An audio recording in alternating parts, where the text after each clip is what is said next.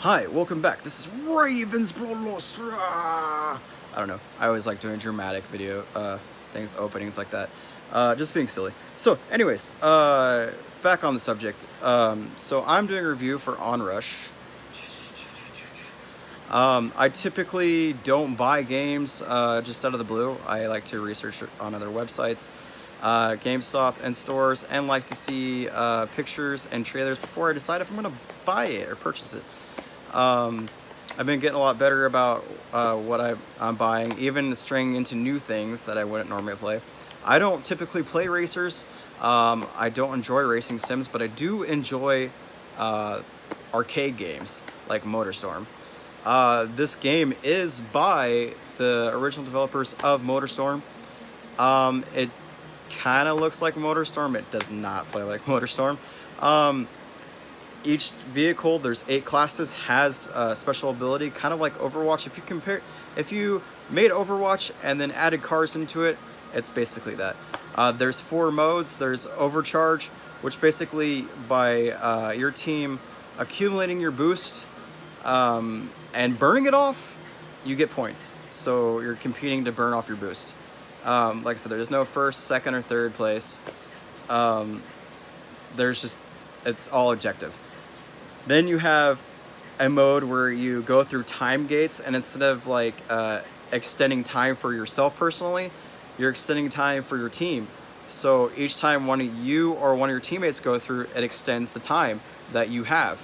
And the way you beat the other team is by either knocking their cars off the road or out of the competition, so they can't get these gates and their time runs out before yours.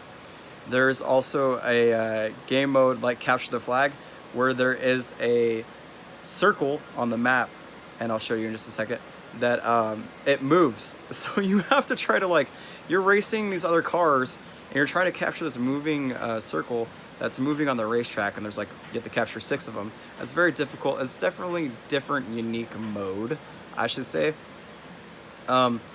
So I definitely say pick this up if you're into racing arcade games. There's not a lot of racing arcade games out there right now, especially if you did like MotorStorm. It is, like I said, by the guys that made MotorStorm. I really wish we would have got another MotorStorm, but it doesn't look like that's happening. This is the closest thing we are going to get to a MotorStorm so far, unless you... I don't consider the crew MotorStorm-ish. So that's probably my fine points on it. You can play single player, you can play online. There's a custom mode where you can change the weather. You can have snow, rain, times of day, morning, night, midday. Not a big deal. You can even change the surface of the road, which is kind of cool. So instead of just having the weather come down, it kind of affects the road conditions. Like if you want large puddles, small puddles, huge snow on the ground, which kind of affects it a little bit. That's how MotorStorm was, if it was too muddy of an area, it'd slow down your vehicle, it'd bog down depending on your vehicle class.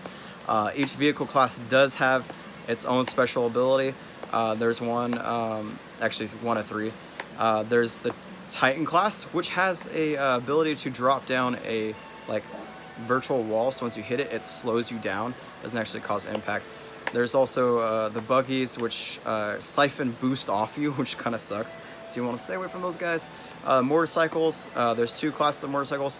One of them is you have the ability to lay down a fire stream behind you as you're boosting along in your overcharge. And when you hit onrush, it's like triple the boost. You just haul ass, and then you activate your ability and you just wreck people.